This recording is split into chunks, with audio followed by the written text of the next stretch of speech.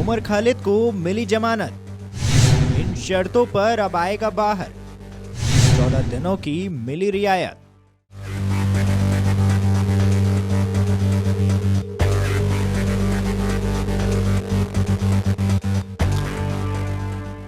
दिल्ली दंगों के साजिश मामले में आरोपी उमर खालिद को अब सालों बाद राहत मिली है।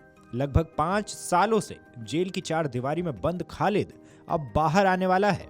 कोर्ट ने अंतरिम जमानत दी है। कड़कड़डूमा कोर्ट ने बृहस्पतिवार को दिल्ली दंगों की साजिश के आरोपी उमर खालिद को अपनी बहन की शादी में शामिल होने के लिए अंतरिम जमानत दी है। अतिरिक्त सत्र न्यायाधीश समीर बाजपेयी ने कहा है कि खालिद 16 दिसंबर से 29 दिसंबर तक जमानत पर रहेगा। बता दें कि उत्तर पूर्वी दिल्ली दंगों से जुड़े एक मामले में आरोपी उमर खालिद ने अपनी बहन की शादी में शामिल होने के लिए कड़कड़डूमा कोर्ट में अंतरिम जमानत की याचिका दी थी, जिसके बाद ये खबर सामने आई है। जेएनयू के पूर्व छात्र उमर खालिद को दिल्ली की एक कोर्ट से अपनी बहन की शादी में शामिल होने के लिए 16 से 29 नवंबर तक की अंतरिम जमानत मिली है। एडिशनल सेशन जज समीर बाजपेयी ने खालिद को अंतरिम जमानत दी है। खालिद 2020 के दिल्ली दंगों की साजिश से संबंधित मामले में आरोपी बताया जाता है।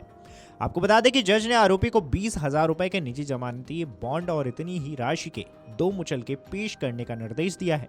साथ ही अदालत ने कहा है कि अंतरिम जमानत अवधि के दौरान खालिद सोशल मीडिया का इस्तेमाल नहीं करेगा। वो सिर्फ अपने परिवार के सदस्यों, रिश्तेदारों और दोस्तों से ही मुलाकात कर सकेगा।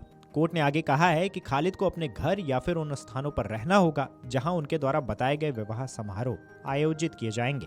अदालत ने खालिद को 29 दिसंबर की शाम को जेल अधिकारियों के सामने आत्मसमर्पण करने का निर्देश दिया गया है।